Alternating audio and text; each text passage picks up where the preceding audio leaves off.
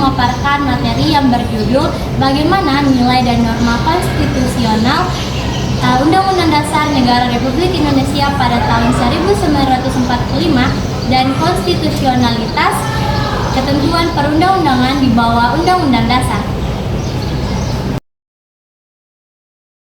Constituer bahasa Prancis berarti pembentukan. Yang dimaksud dengan membentuk di sini adalah membentuk suatu negara. Konstitusi mengandung permulaan dari segala peraturan mengenai suatu negara, atau dengan kata lain bahwa konstitusi mengandung permulaan dari segala peraturan mengenai negara. Protokol 1970. B. Perlunya konstitusi dalam kehidupan berbangsa negara Indonesia.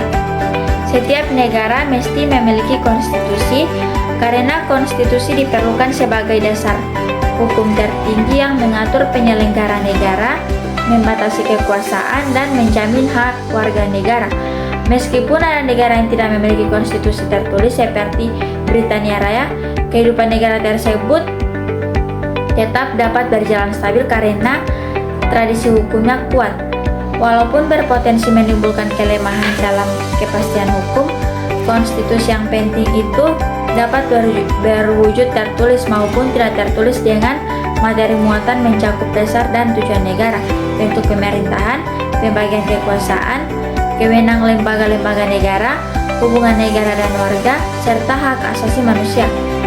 Konstitusi tidak selalu tertulis dan negara seperti Britania Raya, Selandia Baru, serta Israel memiliki bentuk konstitusi tidak tertulis yang tetap dapat efektif mengatur kehidupan berbangsa dan bernegara sepanjang prinsip demokrasi, supremasi hukum, dan kepatuhan terhadap konvensi-konvensi konstitusional dijaga. Menurut Hobbes, pada keadaan alami, manusia hidup saling bermusuhan, seperti serigala terhadap tetangganya.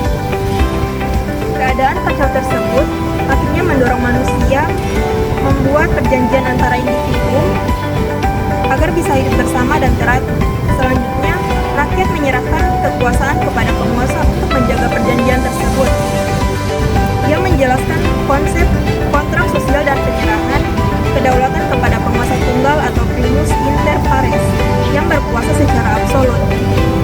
Kemudian ada pandangan Hobbes yang sangat dipengaruhi kondisi zaman ketika ia hidup, sehingga ia cenderung membela monarki absolut, yaitu penguasa dianggap wakil Tuhan di bumi dan tidak dapat diganggu-gugat. Konsep ini menyebabkan munculnya raja-raja tiran yang berkuasa sewenang-wenang dan menindas rakyat. Ia menerapkan absolutisme dan memusnahkan kekuasaan negara di tangannya. Pemerintah yang sewenang-wenang menimbulkan penderitaan besar bagi rakyat yang berlanjut pada masa penerusnya. Para raja absolut menimbulkan kesadaran bahwa kekuasaan harus dibatasi. Gagasan untuk membatasi kekuasaan yang penguasa tersebut dikenali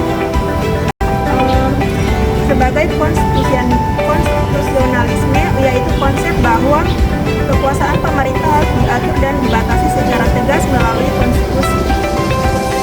Tonggak awal sejarah berkembangnya konstitusionalisme berkaitan erat dengan perjuangan penegakan hak asasi manusia atau yang disebut sebagai HAM.